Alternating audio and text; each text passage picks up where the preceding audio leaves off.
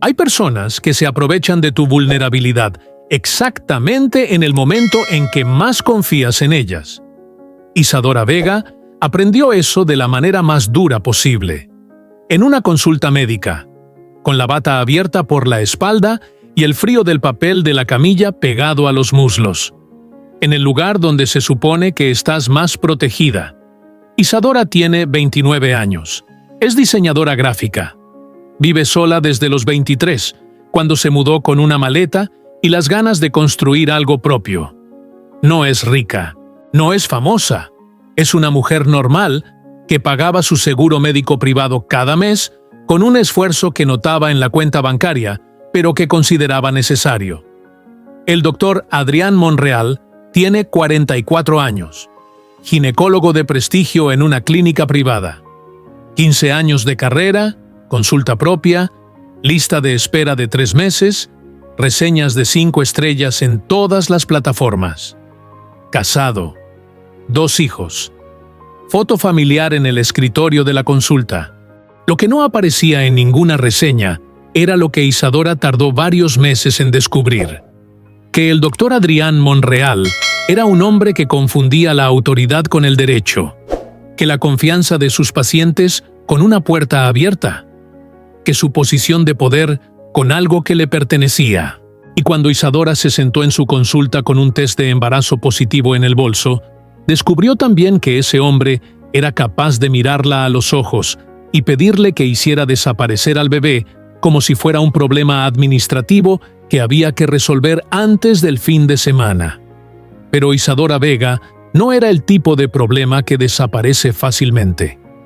Todo empezó 18 meses antes, cuando Isadora cambió de médico porque su ginecóloga de siempre se retiraba. Una amiga le recomendó la clínica Monreal. El mejor de la zona, le dijo.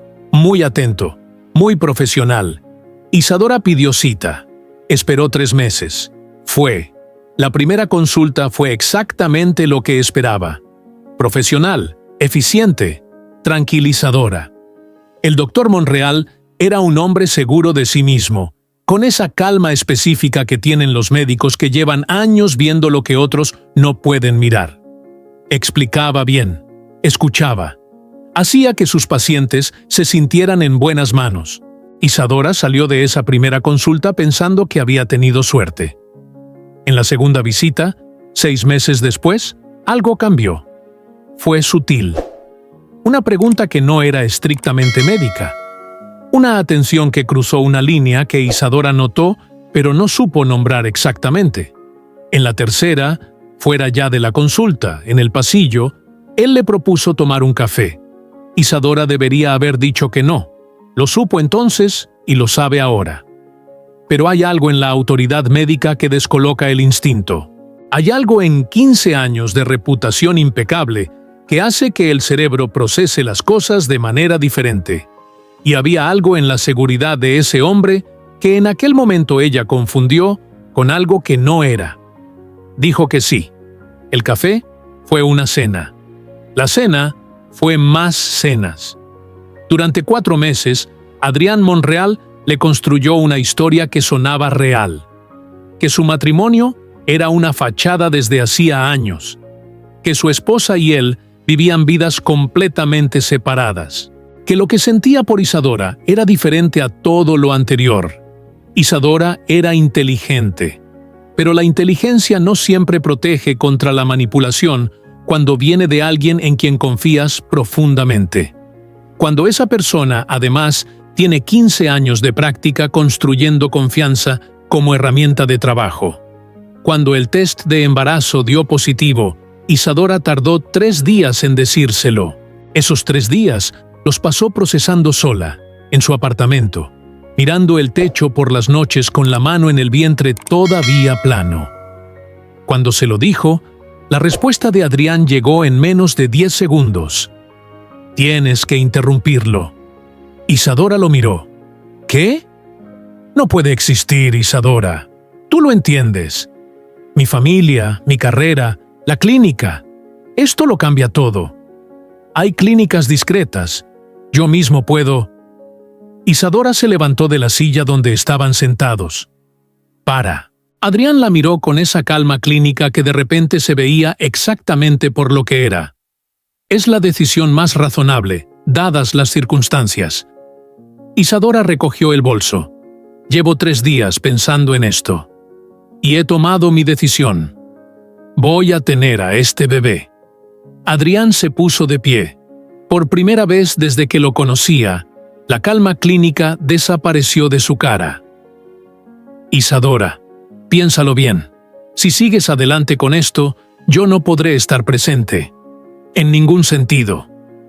Ella lo miró durante 3 segundos. Ya lo sé, dijo. Y es exactamente lo que quiero. Salió de la sala sin mirar atrás. Lo que vino después no fue sencillo. Nadie le dijo que lo sería. Adrián Monreal tardó exactamente 4 días en pasar de la presión silenciosa a algo más activo. Llamadas, mensajes, primero con tono conciliador, luego con tono diferente, sutilmente diferente, de esa manera que los hombres con poder saben usar sin dejar huellas evidentes. Isadora, seamos adultos. Isadora, piensa en tu futuro. Isadora, ¿realmente estás preparada para esto sola? ¿Económicamente? ¿Emocionalmente? Isadora guardó cada mensaje. No respondió a ninguno, pero los guardó. Instinto, diría ella después. No sé explicarlo mejor. Simplemente algo me dijo que los guardara. Su mejor amiga, Valentina, lo supo en la semana 7. Isadora se lo contó una noche en su apartamento, con una taza de manzanilla en las manos y la voz completamente tranquila que a veces tiene la gente cuando ha procesado algo tan grande que ya está del otro lado del miedo. Valentina tardó 20 minutos en reaccionar de manera ordenada. Primero quiso ir a enfrentarlo, luego quiso llamar a un abogado, luego quiso publicarlo todo en redes sociales. Isadora la dejó hablar. Luego dijo: «No todavía. Déjame pensar». Valentina la miró. «¿Qué estás planeando?» Isadora bebió un sorbo de manzanilla. «Todavía no lo sé exactamente, pero sé que lo que me está haciendo no está bien. Y sé que probablemente no soy la primera». Esas últimas 6 palabras fueron las más importantes que dijo en toda esa conversación. Probablemente no soy la primera. Con 3 meses de embarazo y el vientre todavía apenas visible, Isadora empezó a investigar, no de manera agresiva, de manera metódica, con la misma concentración que ponía en sus proyectos de diseño.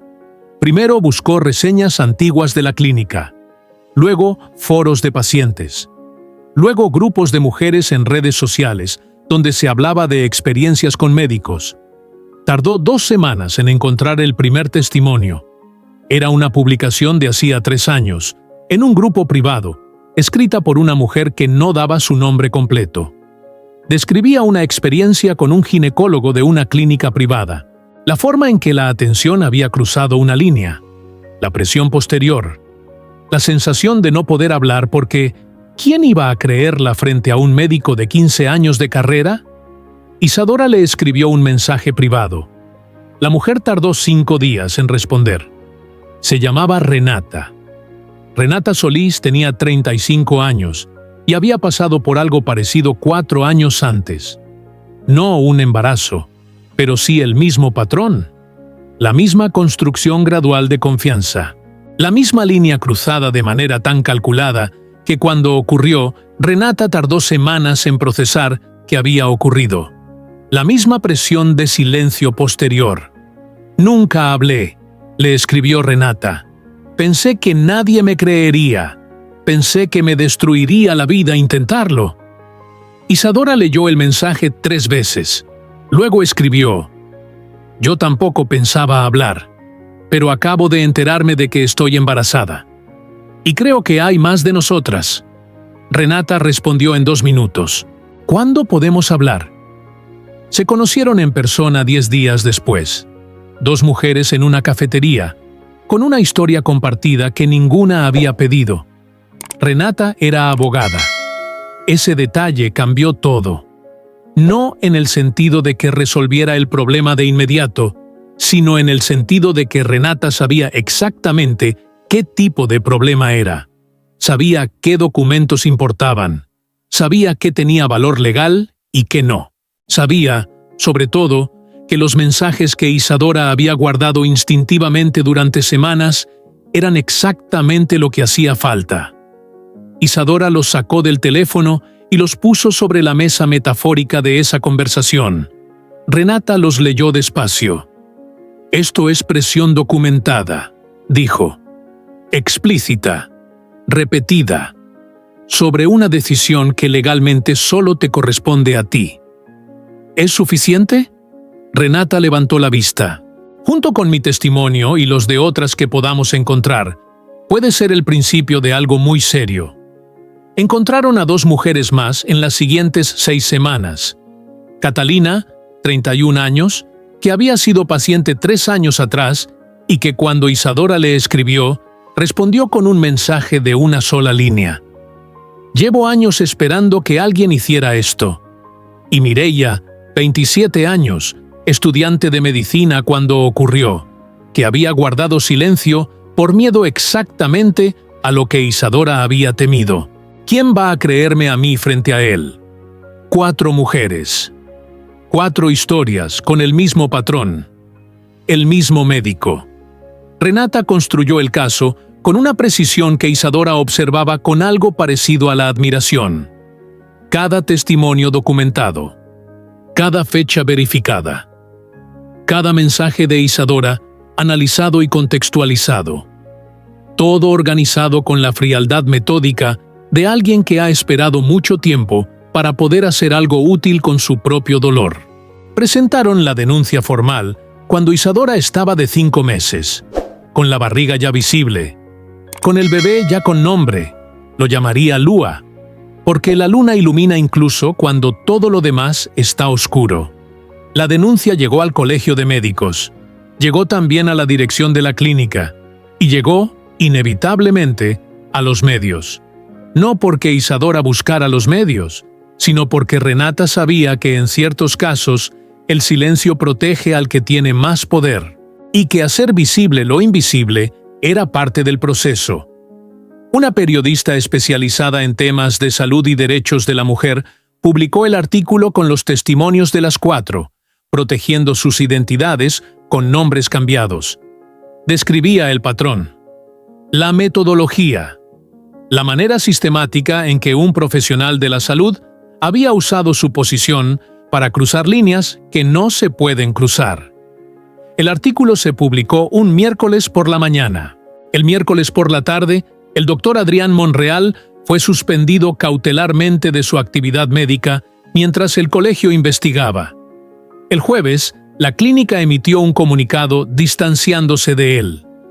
El viernes, 2 pacientes más contactaron a Renata de manera privada. Isadora se enteró de la suspensión por Valentina, que le mandó una captura de pantalla con un mensaje de una sola palabra. Lo leyó sentada en el sofá de su apartamento, con una mano en la barriga de 5 meses y una taza de manzanilla en la otra. No sintió euforia. No sintió venganza. Sintió algo más parecido a la respiración después de haber aguantado el aire demasiado tiempo.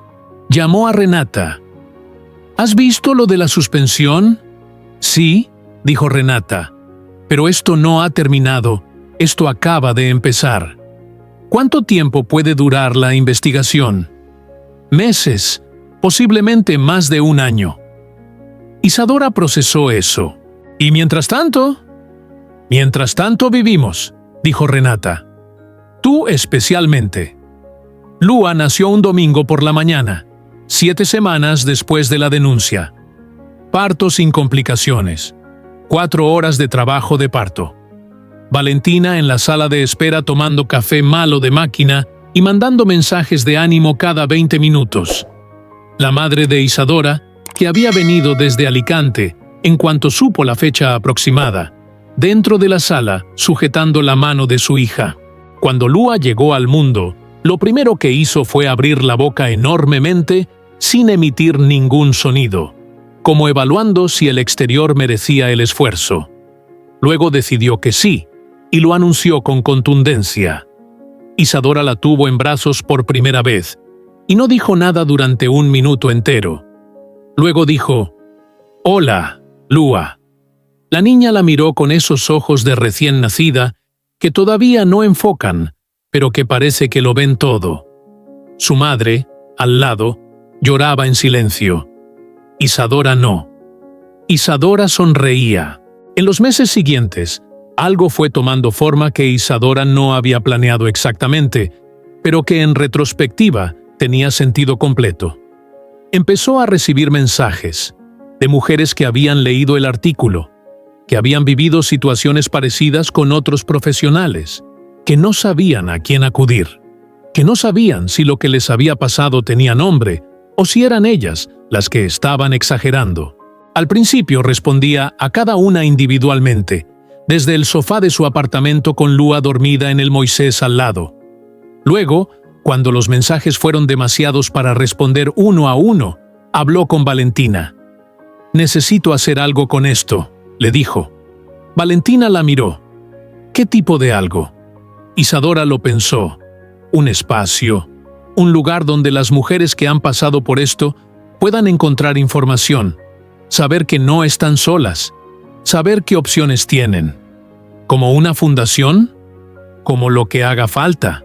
Tardó 4 meses en construirlo, con la ayuda de Renata para el marco legal, con la ayuda de Valentina para la comunicación, con sus propias habilidades de diseño para crear algo que fuera accesible, claro, y que no intimidara a las mujeres que llegaran a él en un momento de vulnerabilidad.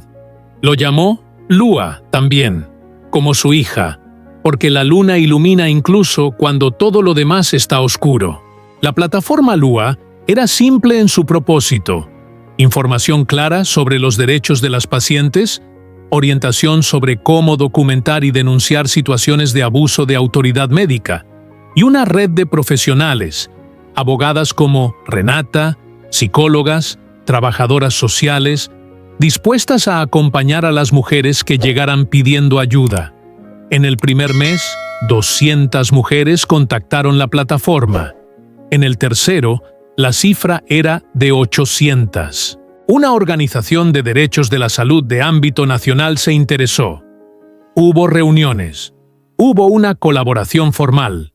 El modelo de Lua fue presentado en un congreso de ética médica como ejemplo de respuesta organizada civil ante el abuso de autoridad profesional. Isadora presentó en ese congreso con Lua en brazos. La niña tenía 7 meses y observó la sala con la misma seriedad con que lo observaba todo.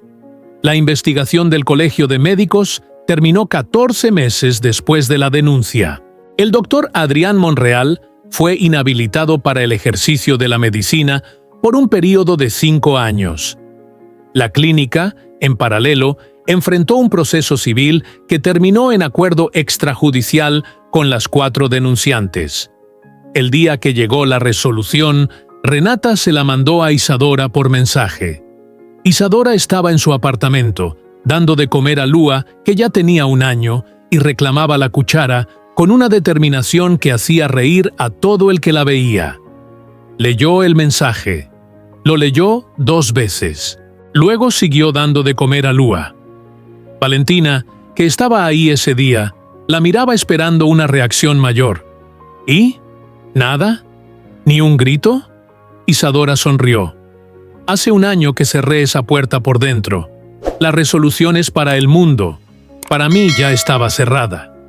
Valentina negó con la cabeza entre admirada y exasperada. Eres la persona más rara que conozco. Isadora le pasó la cuchara de puré a Lua, que la agarró inmediatamente con el puño. Gracias, dijo Isadora. Es el mejor cumplido que me han hecho. 2 años después de aquella consulta donde todo cambió, Isadora Vega es invitada a hablar en un foro internacional sobre ética y derechos en el ámbito de la salud. Sube al escenario con una presentación de 15 diapositivas que ha diseñado ella misma. Detrás de ella, una pantalla grande. Delante, 300 personas entre médicos, abogados, representantes de organizaciones sanitarias y periodistas especializados. Habla durante 20 minutos, sin notas, sin titubeos, con la claridad específica de quien ha convertido el dolor en conocimiento y el conocimiento en herramienta.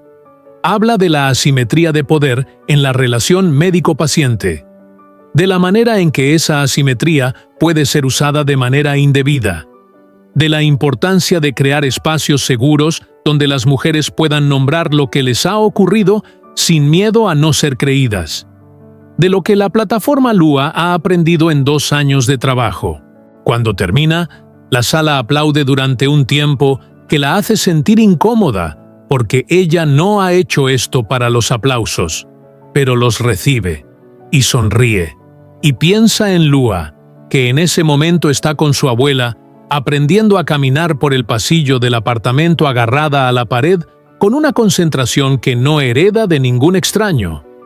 Esa noche, de vuelta en casa, Isadora encuentra a Lua dormida en la cuna con los puños cerrados como siempre. Se sienta en el suelo al lado de la cuna, como hacía en los primeros meses cuando no podía dejar de mirarla. Piensa en el camino desde aquel test de embarazo positivo hasta aquí, en todas las decisiones que tomó una detrás de otra, sin saber exactamente a dónde llevaban. Guardar los mensajes, buscar a Renata, encontrar a Catalina y a Mireia, denunciar, crear Lua. Ninguna de esas decisiones fue fácil. Ninguna llegó con garantías, pero cada una fue suya, completamente suya. Lua se mueve en la cuna, abre los ojos un segundo, la mira, y los cierra de nuevo sin despertarse del todo, como confirmando que todo está bien, como diciéndole que puede irse a dormir tranquila. Isadora se levanta. Apaga la luz pequeña de la habitación. En el pasillo, antes de ir a su cuarto, se para un momento y piensa en todas las mujeres que han contactado la plataforma, las que han encontrado en Lua lo que ella no encontró cuando más lo necesitaba. Un espacio, un nombre para lo que les había pasado, la certeza de que no estaban solas. Eso, decide, es suficiente razón para todo. Se va a dormir.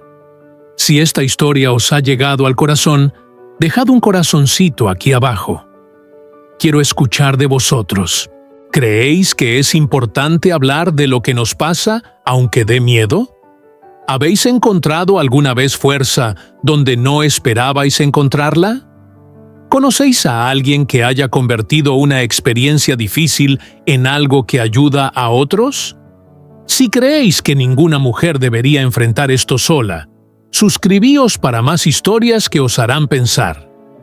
Compartid con alguien que necesite saber que hablar tiene valor. Comentad. Guardar los mensajes fue el principio de todo. Recordad, a veces la decisión más valiente no es la más ruidosa. A veces es simplemente decir no, y guardar los mensajes, y buscar a Renata, y llamar a tu hija Lua porque la luna ilumina incluso cuando todo lo demás está oscuro. Nos vemos en el próximo video. Os quiero, almas que iluminan.